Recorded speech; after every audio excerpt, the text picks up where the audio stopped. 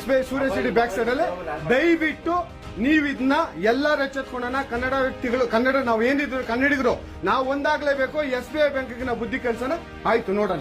Please ನೀವು video ಮಾಡ್ಕೊಳ್ಳಿ madam, ನೀವು ವಿಡಿಯೋ ಮಾಡಿ ಪ್ಲೀಸ್. ಆಯ್ತು, ನೀವು ಹಿಂದಿ ಕನ್ನಡ ಮಾತಾಡಲ್ಲ ಅಂದ್ರಲ್ಲ, ಕನ್ನಡ ಮಾತಾಡೋದೇ ಇಲ್ಲ. ಓಹೋ, ಸೂಪರ್ ಮೇಡಮ್, ಸೂಪರ್.